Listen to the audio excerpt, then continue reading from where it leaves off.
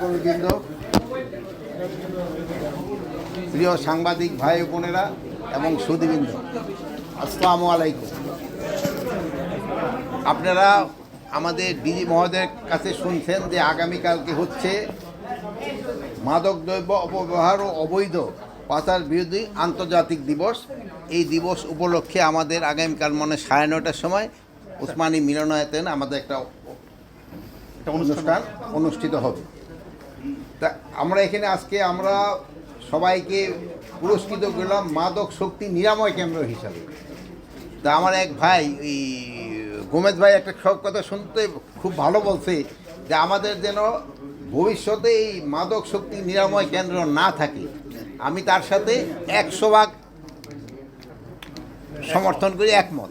এই জন্য আমি যে সময় যে বললো যে 1400 কোটি টাকা, আমি কিন্তু খুব একটা খুশি ছিলাম না এটা করার জন্য, যেহেতু আমাদের নিরাময়ের আগেই কিন্তু ব্যবস্থা নিতে হবে। আমাদের এখানে সে মাদকের যে ভাইরা আছেন, আমি আপনাদের অনুরোধ করব আমাকে যেন মাদক শক্তি নিরাময় কেন্দ্রে যেতে না হয়, ওই ব্যবস্থা আমাদের করতে হবে। এই জন্য আমাদের সাংবাদিক ভাই বোনদেরও আমি অনুরোধ করব আপনারা এটা প্রচার করতে হবে, যেহেতু আপনারা এটা প্রচার করতে হবে যে মাদক দেশের জন্য একটা বড় শত্রু। আমাদের দুইটা বড় শত্রু, একটা হলো আমাদের দুর্নীতি আর একটা হলো আমাদের এই মাদক।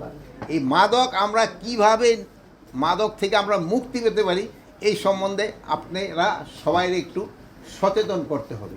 এই বিভিন্ন অনুষ্ঠান করে আমরা সবাই সচেতন যেমন করতেছি, কিন্তু আপনাদের হাত কিন্তু এর থেকে অনেক অনেক বেশি শক্তিশালী। আপনারা যদি একটু সক্রিয় হন, একটু এদিকে খেয়াল রাখেন, তবে আমাদের এই মাদক কিন্তু নিয়ন্ত্রণ করা সম্ভব। এই মাদক শক্তি নিরাময় কেন্দ্র করে সমস্যা সমাধান করা যাবে না। মাদক যেন বাইরে থেকে ঢুকতে না পারে, এবং যারা ঢোকার সাহায্য করে তাদেরও সংবাদ যদি আমাদের দেন আমাদের জন্য ভালো। এটা যদি আমাদের বাহিনীর লোকও যদি ইনভলভ থাকে আপনারা অবশ্যই দিবেন, আমরা তাদের বিরুদ্ধে আইনানুগ ব্যবস্থা নিব। এই মাদক আমাদের এই সব সমাজে, আমি সেদিন কারা পরিদর্শনে গেছিলাম, ওখানে দেখলাম এখন আমাদের ভাই বোন ছেলে মেয়ে সবাই ইনভলভ হয়ে গেছে। এখন একটা ভাই বোন ছেলে মেয়ে সবাই, এবং সব স্তরের, মানে উঁচু শ্রেণীরও রয়ে গেছে, মধ্যম শ্রেণীরও রয়ে গেছে, এবং গরিব শ্রেণী তাদেরও রয়ে গেছে, সব ধরনের থেকেই রয়ে গেছে। আর একটা ক্ষেত্রে হলো কি, যদি আপনারা উৎসাহ এটারে না আমরা করতে পারি, তো বড় সমস্যা হচ্ছে মাদক শক্তি নিরাময় কেন্দ্র, এটা কিন্তু কষ্ট অনেক বেশি। গরিবদের পক্ষে কিন্তু এটা চালানো, মানে একটা কেউ হয়ে গেলে খরচ বিয়ার করাটা, মধ্যম শ্রেণীর লোকে কিন্তু খরচ বিয়ার করাটা অনেক কষ্টকর। আমি আপনাদের কাছে হয়তো জিজ্ঞেস করবো না একটার জন্য কত টাকা খরচ হয়, ওইটা জিজ্ঞেস করলে হয়তো আপনারা আবার লজ্জা পাবেন, আবার হয়তো আপনারা বলবেনও না, আবার ইনকাম ট্যাক্সের ঝামেলা আছে, বহু কিছু। আমি এই জন্য আপনাকে কোনো কিছু এটা জিজ্ঞেস করবো না। কিন্তু আপনারা ওই নিরাময় কেন্দ্রে যাওয়ার আগেই যেন ব্যবস্থা নেওয়া যায়। আর আপনাকে নিরাময় কেন্দ্র সম্বন্ধে আমাদের হলো যে আমাদের এতদিন ছিল আমাদের 4টা। একটা ছিল শুধু ঢাকায় 139 জন না কতজন জানি পারত, 124, ওইটার আমরা 250 শয্যা বিশিষ্ট করতেছি। আরও আমরা 7টা ডিভিশনে, অন্য আগেও আমাকে আরও 3টা ডিভিশনে ছিল, বাট ওইগুলো আমাকে ভাড়া বাসায় ছিল। আরগুলি এখন আমরা আরও 7টায় করতেছি। এটা সব আমাদের নিজস্ব হবে, সব কিছু মিলে প্রায় 1400 কোটি টাকা হবে। তো আমি আশা করবো এই 1400 কোটি টাকা খরচ হওয়ার আগেই যেন এই মাদক নিরাময় কেন্দ্রে যেন কারো না ঢুকতে হয়। তা আমি আপনাদের জন্য দোয়া করব যেন এই মাদক নিরাময় কেন্দ্র যদি না থাকে, যেন আপনাকে কোথাও যেন ভালোভাবে প্রোভাইড হয়ে যান। তাহলে আবার আপনাকে এখানে যারা আছে তারাও ভাববেন যায় না, তা আমাদের তো কোনো কর্মসংস্থান, আপনাকে জন্য একটা কর্মসংস্থানের ব্যবস্থা হয়, ওটারও ব্যবস্থা করা হবে। তবে এই জন্য আমাকে সবারই কিন্তু চেষ্টা করতে হবে। আপনারা সমাজে কিন্তু একটা খুব ভালো কাজ করে যাচ্ছেন, এই জন্য আপনাকে সবাইকে আমি ধন্যবাদ জানাই। আপনারা যদি এই, যেহেতু আমাকে সরকারি লেভেলে অতটা আগে আসতে পারা যায় নাই, বাট আপনারা যেভাবে আগে আসছেন এই জন্য কিন্তু একটা সমাজে কিন্তু অনেক বড় ধরনের একটা প্রতিফলন হয়েছে। এরা যদি বাইরে থাকতো এবং একবার যদি ট্রিটমেন্টের পর আপনারা তাদের ভালো করে যে পাঠাই দিতেছেন, তা না হলে কিন্তু তারা একটা সমাজের লাইবিলিটি হয়ে থাকতো। এখনও তারা একটা সমাজের জন্য লাইবিলিটি, তারপরেও আপনার সাথে ট্রিটমেন্ট পাওয়ার পরে তারা ফিরে যাচ্ছে, ভালো হচ্ছে। 2-1 হয়তো আবার এডিক্টেড হয়ে আবার হয়তো আপনাদের কাছে ফিরে আসতেছে। বাট এই যে আপনাদের কাজের যে স্বীকৃতির জন্য আপনারা সবাই ধন্যবাদ, আমরা সবাই একটা হাততালি দিয়ে ওনাদের একটা ধন্যবাদ জানাই। আপনারা ভবিষ্যতে আপনারা এটা করে যাবেন এবং এটা এমনভাবে করবেন যে আপনাদের পেশেন্টের সংখ্যা যেন দিন দিন কমতে থাকে, এক সময় যেন এই হসপিটালটা অন্য চিকিৎসার জন্য ব্যবস্থা হয়। এই মাদক যেভাবে হোক আমাদের সমাজ থেকে উচ্ছেদ করতে হবে। এই ছিল আমার কথা। এখন যদি কারো কোনো প্রশ্ন থাকে, আমার দুই সহকর্মী আছে আশেপাশে, তার আপনি এই যে বলেছেন যে মাদক উৎখাত করতে হবে, যেটা আপনি বলতে চাচ্ছেন নিরাময় থেকে আমাদের দমন করতে হবে। ইতিপূর্বে আমরা দেখেছি এর আগেও যে সরকারগুলো ছিল, যারাই ছিল, ভারত এবং মিয়ানমারের সীমান্তে অনেকগুলো মাদক কারখানা আছে। সেই কারখানাগুলো থেকে অবৈধভাবে বর্ডার বা বিভিন্ন পথে বাংলাদেশ মাদকগুলো আসছে। এই যে বহু বছর উদ্যোগটা আসলে কোনো সফলতা আমরা দেখি নাই। এই সরকার কি বর্ডার দিয়ে যে কারখানা, বিশেষ করে একদম বাংলাদেশ বর্ডারের বেস্টনি কাছাকাছি, এই বিষয়ে কোনো উদ্যোগ নেবেন কি? তাহলে এটা ক্ষেত্রে আপনি যেটা প্রশ্নটা করছেন খুব একটা সঠিক প্রশ্ন করছেন, এই জন্য আপনার ধন্যবাদ। ইন্ডিয়া যে ছোটো ছোটো ইন্ডাস্ট্রি করে চলছে, কটেজ ইন্ডাস্ট্রি, যেই ফেন্সি ডিলটা আমাদের দেশে আসে, ওই ফেন্সি ডিলটা কিন্তু ওরা খায় না। এটা শুধু আমাদের দেশে পাচার করার জন্য কিন্তু এই ফেন্সি ডিলটা ওরা তৈরি করে থাকে। এটা ওরা বললে, আমরা যেসব বলি সেই সময় ওরা অস্বীকার করে যে না। এক সময় দেখলেন আমাদের দেশে কিন্তু ফেন্সি ডিলটা বাচ্চাদের এই পেটে ব্যথা ট্যাথা হলে কিন্তু খাওয়াতো, কিন্তু পরে দেখা গেল যে না, ওই যে একটা এই সাপের মতো এরকম একটা থাকতো ছবি। এটা ওই ইন্ডিয়া করতেছে, যে ভাই যেটা বলছে এটা সত্যি কথা।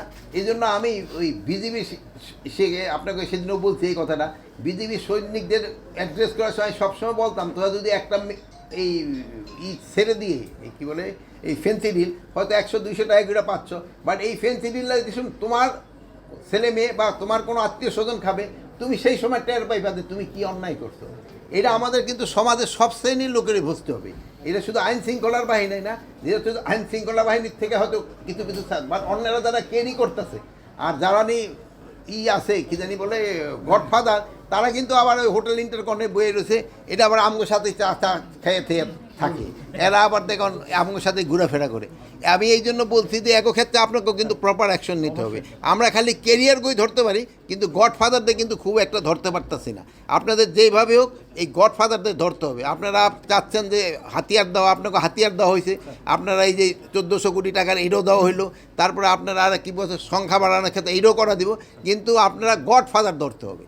এই কেরিয়ার ধরে কিন্তু লাভ নেই, গডফাদার না ধরলে এটা পুরা বন্ধ হয়। আর মিয়ানমার সেক্টরে আমরা অনেক দিন যাবৎ বলছি, তা আমরা তিনজনই ইনফ্যাক্ট যাওয়ার কথা ছিল, যে ওই এলাকা দিয়া কিন্তু এটা সবচেয়ে বা বেশি আসছে, এবং একটা মানে অন্য দেশের একটা যেই হোক বাহিনী হয়, তারা কিন্তু পুরা নির্ভর করতেছে এইটার উপরেই। এটার থেকে তারা আয় করে তারা একটা তাদের ঘর সংসার এবং সব চালাচ্ছে। এখন এই জন্য এটা কীভাবে বন্ধ করা যায় আমরা চেষ্টা করে যাচ্ছি। কিন্তু হ্যাঁ, আমরা যে বলবো যে আমরা খুব সফল হচ্ছি তা না। আপনারা অনেক সময় নামও জানেন যে বদি সাপ, হ্যাঁ বদি, এরকম হয় না, অনেক বদি হয়ে গেছে এখন, অনেক বদি হয়ে গেছে। এখন এইগুলিরে কিভাবে ধরা যায়, এগুলি আপনাদের সাহায্য সহযোগিতা লাগবে। আপনারা এই মাদকের উপরে ভালো ভালো ফিচার করেন, যদি ওইরকম করেন এবং কিছু নাম ঠাম দিতে পারেন, যেহেতু আপনাকে তো একটা ইন্টেলিজেন্স আমাকে থেকে আরো বেশি কাজে করে, এই জন্য খুব ভালো। ভাই একটা আঙ্গুল উঠেছে বলেন। আমরা ঢাকা সিটিতে আপনি জানেন অভিজাত এলাকায় সীসা বাড়িটা একটা হচ্ছে যে বাচ্চাদের ইয়াং জেনারেশনের জন্য অত্যন্ত ক্ষতিকর একটা বিষয়। ঢাকায় যারা মাদকের দায়িত্বে আছেন আমাদের অধিদপ্তর, অভিযানটা স্যার অনেকটা আসলে আমরা মনে করি লোক দেখানো বা আপনার ওইভাবে হচ্ছে না। একটু অ্যাড করে স্যার বলতে চাই, যতগুলো বার লাইসেন্সকৃত বার আছে, বৈধ বার, সেই বারগুলোতে স্যার সরকার বলা আছে সরকারের কেরু অ্যান্ড হচ্ছে যে ওয়্যার হাউস থেকে নির্ধারিত জায়গা থেকে ড্রিঙ্কস নিতে হবে। কিন্তু প্রত্যেকটা বাড়ি স্যার আপনি যদি সঠিকভাবে অভিযান চালান, দেখবেন অবৈধ ড্রিঙ্কস এখানে পাওয়া যাবে প্রত্যেকটা বাড়ি। স্যার সেই অভিযানটা স্যার আসলে কতটুকু হচ্ছে আপনি ভালো করে তার মনিটরিং করে এটা আপনি বলে আমি এই যে দিদি মহোদয় এই যে উত্তর দিই। ধন্যবাদ, আপনার প্রশ্নটা খুবই এই সময়ের জন্য পার্টিনেন্ট। এখন বিষয়টা হচ্ছে যে আমরা কিন্তু আমাদের সীমিত লক্ষ্যবল দিয়ে অভিযান চালাচ্ছি। আমাদের যে সীমানা রয়েছে সেই সীমানার উপরে আমাদের কোনো নিয়ন্ত্রণ নেই। দেশের ভেতরে বিভিন্নভাবে আসছে, তারা নৌপথে আসছে। এবং স্যার অভিযোগ আছে প্রত্যেকটা বার থেকে আপনাদের অফিসাররা, এবং এটা একদম স্পেসিফিকলি আমরা হয়তো প্রমাণ দেখাতে পারছি না, বাট বিভিন্ন বিনিময়ের মাধ্যমে কাজগুলো ওরা চালিয়ে যাচ্ছে। এটা হচ্ছে বাংলাদেশের একটা সামাজিক ব্যাধি। এখানে আমাদের অফিসাররা আছে, সংবাদ মাধ্যমের লোকজন আছে, অন্যান্য গোষ্ঠীর লোকজন আছে, সবাই মিলে স্যার এইটা চলে। এটা আমি স্বীকার করছি স্যার। নিজ নিজ যদি অন্তর থেকে শুদ্ধ হয়, যে আপনি যেভাবে ওনাকে অনুরোধ জানালেন, উনি তথ্যগুলো দিবেন আমাদের কাছে, আমরা অভিযান চালাবো। স্যার আপনি জানেন বনানীতে আমরা পরপর 2টা অভিযান চালিয়েছি এবং সেখানে বন্ধ আমরা চেষ্টা করেছি, কিন্তু পরে দেখা গেল স্যার ওখানে অনেক গোষ্ঠী সমাজে যারা বসবাস করে sir, all spheres of society সবাই involve, and we have to fight against the problem unitedly. আমরা চেষ্টা করছি, আমরা এটা অব্যাহত রেখেছি। শেষ উত্তরটা দিন, স্যার। জি, এইটার আমরা ক্ষেত্রে চেষ্টা করছি। আমি যেটা বললাম, আমি বললাম না যে উচ্চ শ্রেণীরা আমাদের সাথে ঘোরাফেরা করতেছে, এই শ্রেণীটার স্যার। দিকে কিন্তু আমাদের টার্গেটটা বেশি করতে হবে স্যার, স্যার, আমরা এটার money ক্ষেত্রে। আর laundering এর প্লাস মামলাও করেছি, প্লাস স্যার। এটা আপনাদের ক্ষেত্রে যে ভাই পয়েন্ট আউট করলো, স্যার। এটার ক্ষেত্রে যদি কারো প্রমাণ পাওয়া যায়, অবশ্যই আপনারা ব্যবস্থা কিন্তু নিচ্ছি। আইনের আওতায় চলে আসবেন, কাউরে কিন্তু আমি অবশ্যই। ছাড় দেবো না। আমরা যদি ব্যবস্থা এরকম নিচ্ছি, আপনার স্যার। নাম দিতে, কাউরে আমি ছাড় দেবো না। না, অনেকেরই স্যার আমরা ডিপি করেছি, অনেকের ব্যবস্থা নিচ্ছি। না, এই যে ডিবি না, একবার করে দিবা। গণমাধ্যম এবং কিছু সাংবাদিক বললেন, কিছু প্রশাসনের লোক, তাদেরকে ধরতে নাম আপনার প্রকাশ করে অসুবিধা দিন, ভালো হবে, স্যার। না, এটা চলছে, আমাদের কার্যক্রম চলছে, সব তো আর এবং এইগুলো openly বলা যায় না। শুনুন, পোস্টিং এর জন্য এই এই- সব জায়গায় পোস্টিং এর জন্য অনেক টাকা লেনদেন করতে হয়। এটা আমি মনে করি সচিব মহোদয় এখানে আছেন, কারা আসেন ঢাকায়, কারা ঢাকার বাইরে যান, এই পোস্টিং গুলো একটু লক্ষ্য করি। জি জি অবশ্যই আমরা নোট এখন ডাউন হলো করছি। কি, আপনি যেটা বললেন ঢাকার থেকে নাকি এখন আরো বেশি ইম্পর্টেন্স পেয়ে গেছে এই কক্সবাজার। কয়েকটা জায়গায়। হ্যাঁ, কক্সবাজারের দিকে, হ্যাঁ, কক্সবাজারের দিকে নাকি আরো বেশি। মাননীয় উপদেষ্টা, উচ্চ শ্রেণীর সাথে আমরা দেখছি যে এখন যদি আপনি মতিঝিলে যান, ছোট ছোট ছেলেমেয়েরা, আপনার মেয়েরাও এবং ছেলেরাও 8, 10, 15 বছর পর্যন্ত বয়সের ছেলেমেয়েরা ওপেন নেশা করে, এবং এটা প্রত্যেক 24 ঘন্টা গেলেই আপনি পাবেন। এই বিষয়ে আপনাদের কোনো শুনেন, আমি এর আগে ওই যে আপনি যে ছেলেরা বললেন, আবার আরেকটা বললেন, ওটা আমি একটু বলায় অনেক আবার রাগ হয়েছিল। তা আপনারা বললে কিন্তু সুবিধা যে হইলে তা আমার ক্ষেত্রে অ্যাকশন নিতে সুবিধা। আপনারা এটা বলেন এইটা যদি আপনারা লিখেন, এটা বললে ভালো। এই বিষয়ে আপনাদের হ্যাঁ? এই দিবস ডান্ডি বলেন, হ্যাঁ, এটা বলেন যে এই শ্রেণীর পোলাপানের করতেছে, এইটা খাচ্ছে। আপনারা যদি বলেন, আপনাদের আমাদের রেকর্ডস আছে কিনা এই বিষয়ে তাদের জন্য শোনেন, ব্যবস্থা- আমাদেরও রেকর্ড থাকে, আর আপনারাও যেটি পাঠান ওইটাও রেকর্ড থাকে। আপনারা যেটা পাঠান, আমাদের 2 পিয়ারও থাকে, এরা কিন্তু সবাই কাইটা দেয় সকালে, যে আপনাকে রিপোর্টগুলি কিন্তু আমরা সবসময় দেখি, এইগুলি কিন্তু আপনাকে খুবই কাজে দেয়। আপনাকে ওই যে আমাদের কনসার্ন যেটা না, মাননীয় উপদেষ্টা শেষ একটা করি বিষয়- নাকি? একটা বিষয় হলো যে আপনারা তো সবসময় দাবি করেন বা ওনারাও দাবি করেন যে মাদকের বিস্তার আস্তে আস্তে কমে আসছে, এবং যদি কমে থাকে তাহলে সেটার যদি পরিসংখ্যানটা একটু বলেন আমাদের। যে না, আমি কোনোদিন ওইটা না, আমি কিন্তু কোনোদিন দাবি করি নাই। মাদকের ক্ষেত্রে আমি বলি 2টা জিনিস আমরা কন্ট্রোলে আনতে পারি নাই, একটা হলো মাদক আর একটা হলো দুর্নীতি। আমি কিন্তু এই 2টার ক্ষেত্রে কোনোদিন বলি না। আইন শৃঙ্খলার পরিস্থিতি ভালো, কিন্তু মাদক আমরা কমে আনতে পারছি, এটা আমি কোনোদিন বলিনি। না, আপনারা আমি ভাইয়েরা তো অনেকটা আছে, আমি কোনোদিনই এই কথাটা কোনোদিন বলি নাই। যেহেতু এটা আপনাকে সাহায্য এবং সহযোগিতা দরকার, এটা কমায় আনতে হবে। স্যার, গডফাদারদের ইনফরমেশন দেওয়ার জন্য না। কিছু অ্যাওয়ার্ড ঘোষণা করে দেন। হ্যাঁ, গডফাদারদের ইনফরমেশন দেওয়ার জন্য স্বরাষ্ট্র মন্ত্রণালয় মানে অ্যাওয়ার্ড ঘোষণা করে দেন। উপদেষ্টা, আমার একটা প্রশ্ন ছিল, প্রশ্নটা হচ্ছে অ্যাওয়ার্ড এখন হলে কি, আমি আমাদের কলিগদের সাথে আলাপ না করে এই মুহূর্তে আমি হয়তো অ্যাওয়ার্ড বিতরণ করতে পারবো না, বা যারা ইনফরমেশন দেয় তাদের ডেফিনেটলি একটা তো অ্যামাউন্ট তাকে দেওয়া হয়। একটা প্রশ্ন ছিল, মাননীয় উপদেষ্টা, আমরা জানি যে সচিবালয় সবচেয়ে গুরুত্বপূর্ণ একটা জায়গা। গত বছর শুরুতে এর সচিবালয় এর প্রশ্নটা আগে নিব, নাহলে আবার বৈষম্যের শিকার হবে। জি, জি। হ্যাঁ, বলো তুমি বলো। আচ্ছা, প্রশ্নটা হলো, আপনি একজন নাম বলেছিলেন যে মাদক ব্যবসার সাথে ব্যবসায়ীরা জড়িত, বদি সহ আরো যারা আছে। সে সময় রাজনৈতিক সরকার ছিল, রাজনৈতিক সরকারের সময় এই বিষয়গুলো তারা যতটা সামনে আসতে পারতো বা তারা সুযোগ পেত। এখন আপনার সরকার তো রাজনৈতিক সরকার না, মাদকের সাথে যারা স্থানীয় জড়িত তাদেরকে আপনারা এই যে গত 10 মাসে স্যার আপনি দৃশ্যমান কিছু কাজও করছেন, বারবার বলছেন মাদক বন্ধ করতে, আপনি কি এদেরকে কারো আইনের আওতা আনতে পারছেন? নাম্বার 1। নাম্বার 2 হলো বর্ডারে আর আইন শৃঙ্খলা বাহিনী এর সাথে জড়িত এমন অভিযোগ আছে যে যখন আসে পার্শ্ববর্তী দেশ থেকে মাদক, সেটা এই আইন শৃঙ্খলা বাহিনীর ক্ষেত্রে জড়িত করতে পারবে একজন একেবারে উচ্চ পদ এক অফিসারকে আমরা অলরেডি কিন্তু ক্লোজ করছি। মোস্ট প্রবাবলি কিছুদিনের মধ্যে সে কাশিমপুর অথবা ঢুকে যাবে, কেরানীগঞ্জ এক জায়গায় ঢুকবে, তার জায়গা ওখানে হবে। এইটা আমি এখন বলবো না, যেহেতু যতক্ষণ পর্যন্ত না ঢুকে আপনার কাছে এখন বইরা দিলে সে আরও ভাইগে যাবে। রাজনৈতিক যে আপনি আমরা এখানে কোনো রাজনীতি না, এই জন্য আপনাদের কাছে আমার একটা অনুরোধ, আপনারাও কিন্তু নামটা দিতে পারেন। আপনারা যদি ইনফরমালিও যদি নাম দিতে পারেন দিদি মহোদয়ের কাছে বা সচিব মহোদয়ের কাছে বা কোথাও ভাইয়ের কাছে বা আমার কাছে। আপনার সরকার দায়বদ্ধতা কোথায় এটা বন্ধ করার জন্য? আগে দায়বদ্ধতা মানে আমরা জনগণের কাছে দায়বদ্ধ। আগের সরকারের দায়বদ্ধ ছিল রাজনৈতিক। না না, আমরাও জনগণের কাছে দায়বদ্ধ। আমরা সরকারদের কাছে, আমরাও সব তো জনগণের সাথে দায়বদ্ধ। দিয়েছেন স্যার, আগে রাজনৈতিক প্রশ্রয় আশ্রয় পেত, এখন তো এখন তো কোনো প্রশ্রয় আশ্রয় তাহলে কেন স্যার না না, প্রশ্রয় আশ্রয় পাচ্ছে না, এটা সত্যি, কিন্তু মানে এইটার মানে একটা বেধি কিন্তু আগের থেকে কিন্তু ধরা হচ্ছে বেশি।